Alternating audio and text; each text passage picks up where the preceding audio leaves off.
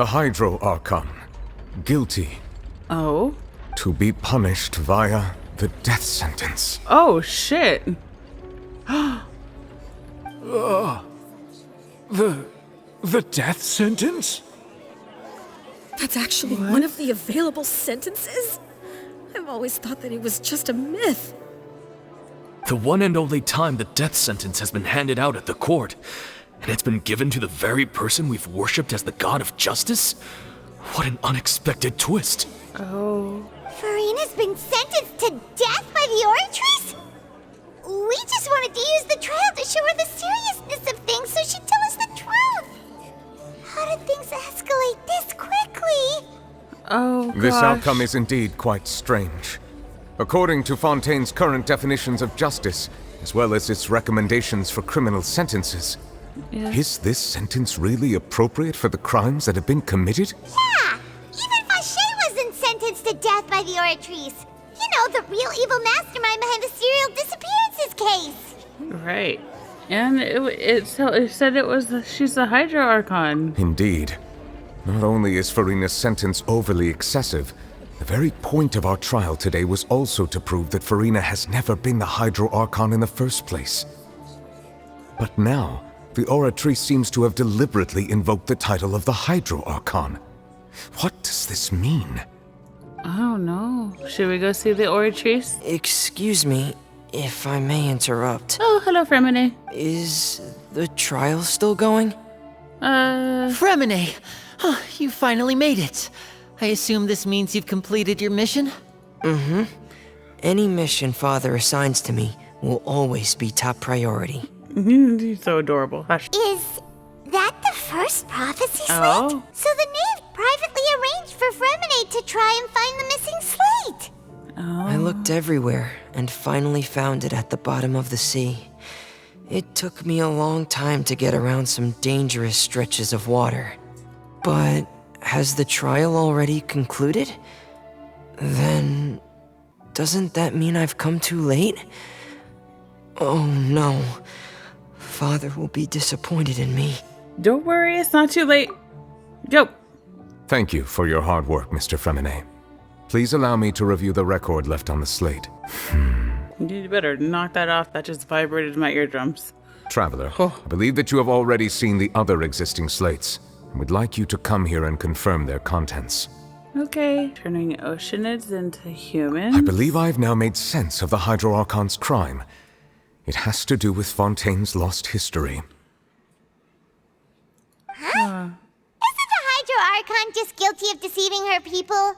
Oh, wait, no, that's Furina, and we've already proven that she's not the Hydro Archon. So when you say Hydro Archon, do you mean the real Hydro Archon we've been kind of talking about? In truth, everything that you've encountered in Fontaine up until this point can be traced back to the contents of these stone slates. However, I'm uncertain as to how much sense they currently make to you. The first stone slate describes what you just said. It seems to show the previous Hydro Archon using her divine power, and then the Oceanids turn into humans. Does that mean that Fontainians are transformed Oceanids? Oh, Paimon wasn't expecting that. But if Oceanids can turn into humans, then perhaps this process can be reversed as well.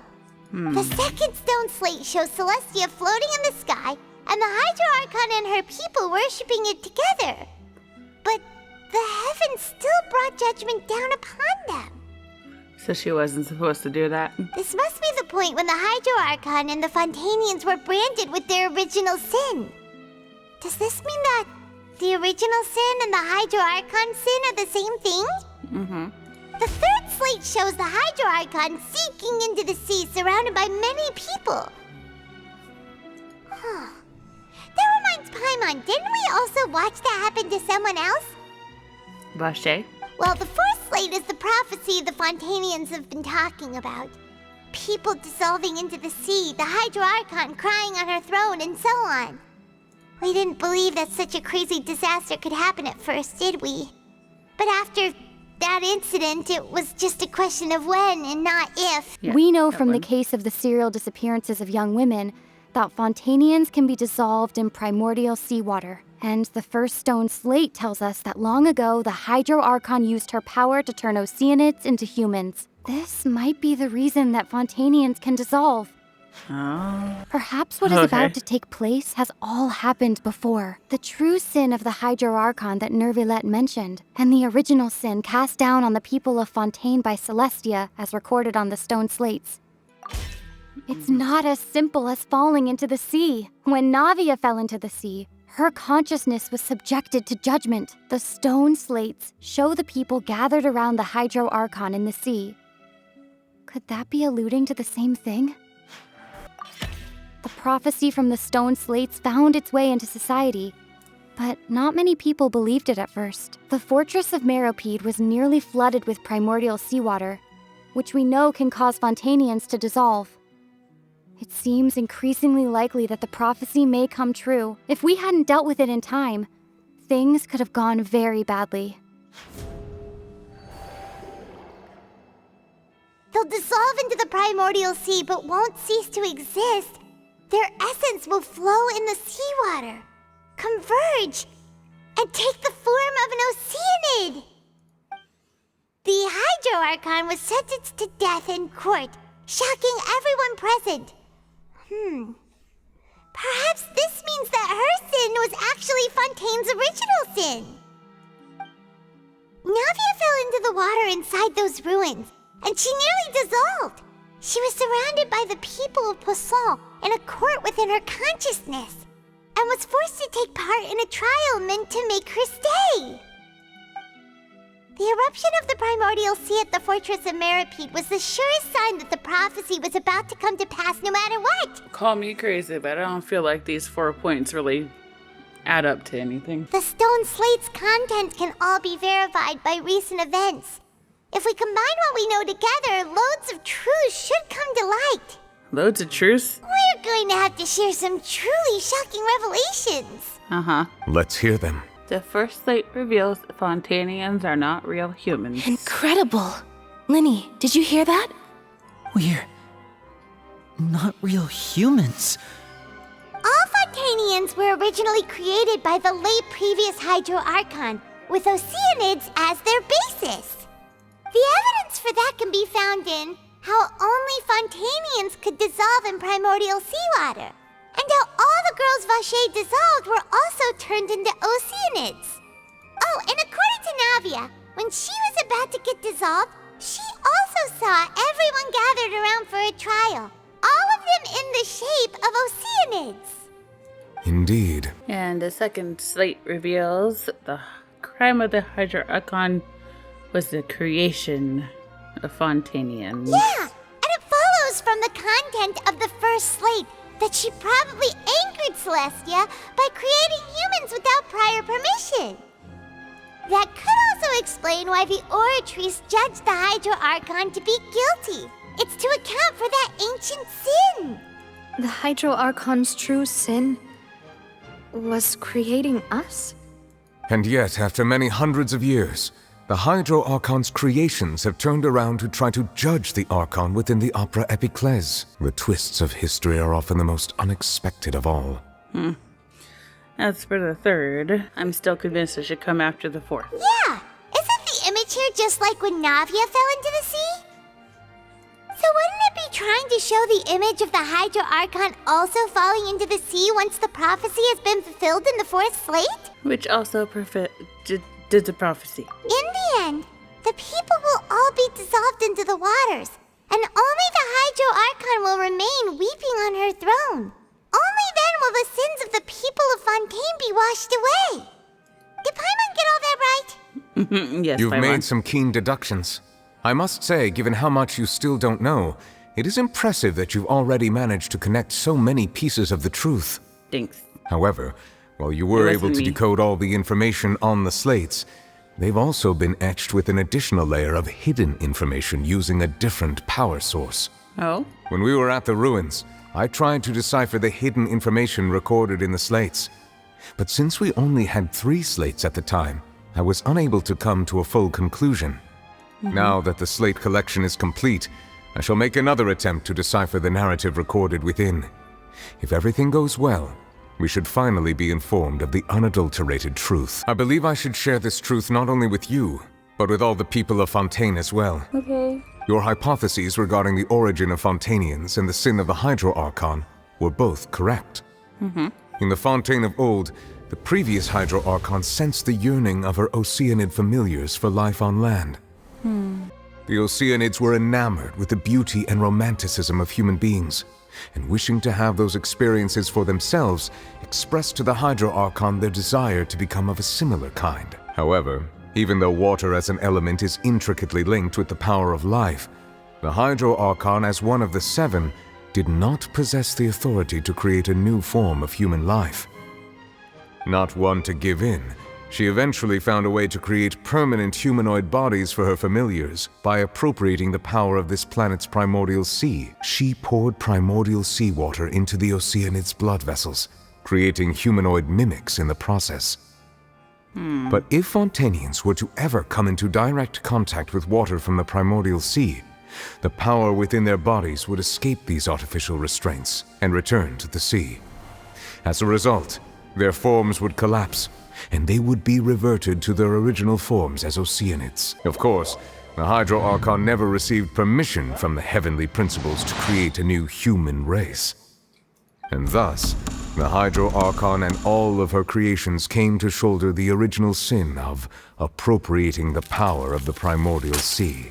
That is the true history of how the people of Fontaine first came into being. So we were all Oceanids? I think I'm just going to pretend that I never heard a single thing. Stick your head in the sand. That's what's best, huh? Wait, but if that's the truth, we can't let the Hydro Archon be sentenced to death. After all, her only sin was creating us. Alas, your hypothesis regarding the third and fourth stone slates was inaccurate. The slates' respective positions are, in fact, correct. And so then what is the third slate supposed to A represent? key point of the visual on the third slate is how all the individuals depicted in the water are humans rather than Oceanids. They have not been dissolved, which implies that the water depicted in this slate is not water from the primordial sea. The nation of Fontaine is the nation of Hydro, as well as the nation of trials and justice. Instead of being the literal element, the water in the scene symbolizes judgment and justice. You may also recall Navia's experience. When she fell into the sea, her consciousness was surrounded by that of many others who intended to hold a trial to determine her fate. Therefore, the meaning of the third slate is that the people of Fontaine shall try the Hydro Archon at the court of justice. Oh, shit. Yes, it refers to our present situation. So, what you're saying is, even though we decided to put on this trial to avoid fulfilling the prophecy, everything we've done has happened exactly as the prophecy foretold. So now, it seems, we're the ones making sure it comes true. Yikes. Is this what it feels like to be a prisoner of fate? Yes. Does that mean the scene in the fourth slate will also be fulfilled soon? Most likely. Traveler, I would like to point out another small fallacy in your deductions. Okay. About the fourth slate. You probably thought that the eruption of primordial seawater beneath the fortress of Meripede served as the surest sign that the prophecy was about to come to pass, yes? Yeah. However, I believe that rather than being a sure sign, that eruption could in fact only be a small warning of something far worse to come. Oh. As for the root cause of the catastrophe, I believe you've already encountered it once before. I have? This eruption was just a small warning of the things to come. We must find the root cause of the disaster. It was Obviously both that one. dream and reality. If we're talking about a true culprit, that could only be that thing inside the primordial sea, right? Right. The truth, the original sin, the trial, and the root cause of the disaster.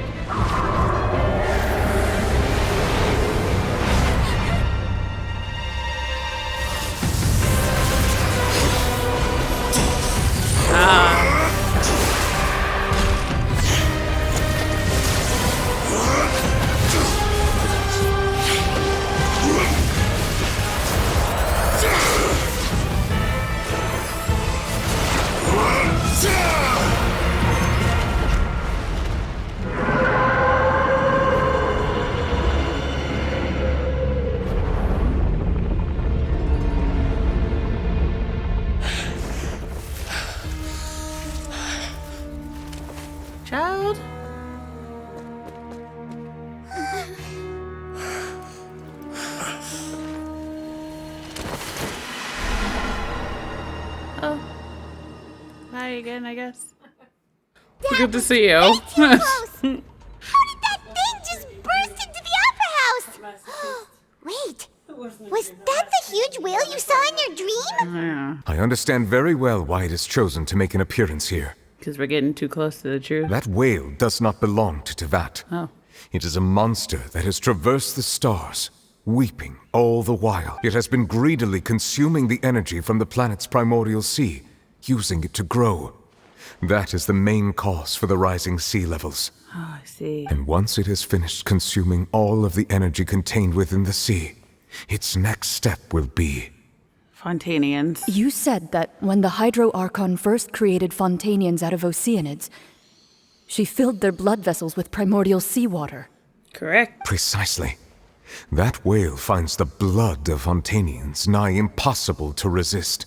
Oh boy. Therefore, when it left the primordial sea, it decided to make its next stop a packed opera house full of food. Food in the form of Fontainians. We Oh, just boy. barely managed to push it back, right? In that case, won't it come back to target the people again once it's managed to recover its strength? Correct. That is correct. Indeed, it is more accurate to say that we should thank that Harbinger for buying us some time. Without him, the whale would have likely come onto land far sooner. From the Thanks, way child. he looked, he must have been fighting the creature for quite a long time. Now that we know that this whale is the actual cause of the disaster recorded in the prophecy, all we need to do to stop the prophecy would be to find a way to beat it up, right? Right. It is too late. Huh? It had already absorbed too much of the primordial sea's energy before we could notice it. At this point, it has become practically integrated with the sea itself. Even if the entirety of Tevat were to be destroyed, it could still survive and swim off towards some other world. That's not something I will accept. Yeah, me either. We've come so far. You can't just tell me that the last hurdle is some impossible foe. That's just not fair. Indeed, that's not how a grand performance should end. Right. I'll fight it to the end. No matter what. Me too. So the prophecy will be fulfilled no matter what, huh?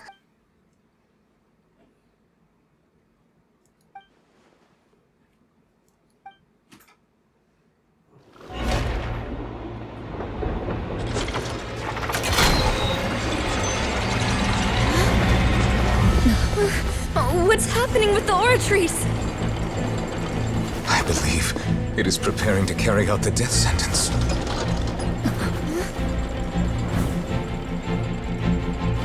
Farina!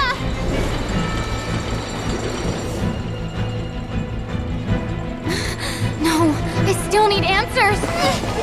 You still need answers.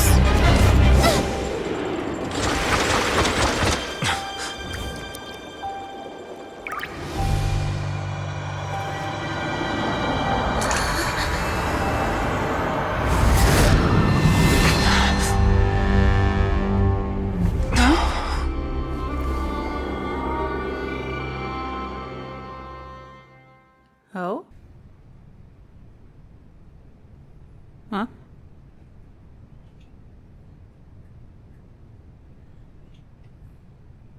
Pete. You. You.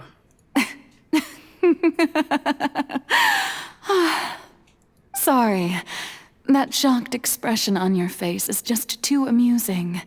I couldn't help myself. Farina? You are not Farina. Who are you? The sweet sound of bewilderment. Marvelous. A sure sign that my attempt to deceive everyone was a resounding success. But to answer your question, I am Focalor. You know, the god. Focalor, why did you deceive us? Oh, that wasn't my goal, of course. Goodness, no. But I had to fool everyone else too, if I was to stand any chance of deceiving the heavenly principles. Oh? It's all because of that pernicious prophecy. Dreadful, wasn't it? Everyone doomed to dissolve. Fontaine condemned to be flooded. One was not amused. In fact, one was positively bemused when that problem was thrust upon me by my dearest predecessor. That's the former Hydro Archon Egeria for the uninitiated. It hardly gets more disastrous than a preordained national catastrophe. Now does it? Yeah. She knew full well that the prophecy would surely come to pass. And as one of the seven, she also knew full well that one defies the heavenly principles at one's peril. I spent a terribly long time mulling it over, alone on the ocean floor. And I was almost growing barnacles by the time I finally realized there was only one possible solution to this confounding conundrum. I had to outwit the heavenly principles, allow the prophecy to be fulfilled, ostensibly at least, while saving everyone at the same time. Right. I'm a genius, I know. I can only assume that's why Egeria chose me as her successor. I dare say she left me quite a colossal mess to clean up. But one can only play the hand one is dealt. I did not choose this, any more than I chose to be one of her Oceanid familiars. Oh? So you were also once one of the Oceanids, transformed into a human by Egeria's hand. Yes, I was. I always dreamed of becoming human. And I still do, even now. In my eyes, to be human is to be part of the greatest opera ever known. After becoming a god, I separated my divinity from my body and spirit, leaving behind only a self that was as naive and bewildered as my past self on her first day as a human being. Oh. The me you see before you now is that divinity. And the human counterpart I left behind, I named Farina. She could feel joy, sorrow, and everything in between. She could be as vain and conceited, or as meek and vulnerable as she wished. Her strengths were of a kind only a human could possess, as were her shortcomings. But in my eyes, Farina's humanity was what made her perfect. Anyway, so then I cursed her. Oh, do what? Okay. All part of the plan, of course. The plan to deceive the heavenly principles. Do you still remember the final scene of the prophecy? The Hydra Archon alone, weeping on her throne. Yes. In order that the prophecy might appear fulfilled, I invited Farina to be an actress, to play the part of the Hydro Archon in the prophecy.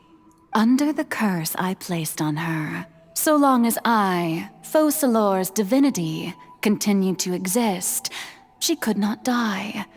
But nor was she free to live her life in the pursuit of happiness. Instead, she was forced to take the stage in the opera house, to embrace the role of leading lady, to forever play the part of the god from the prophecy, all to create a deceitful appearance of that prophecy coming to pass. But Farina is only human, isn't she? Even though she has had a long life, her mind is no stronger than that of any other ordinary human being. I cannot begin to fathom what she has had to endure. It must have been torture for her. It has indeed. And although she is, in a sense, me in human form, I most definitely owe her an apology for it. It's been 500 years, and all along, she's been playing her part in the most unimaginably long, unbearably lonely, and agonizingly painful opera of all time.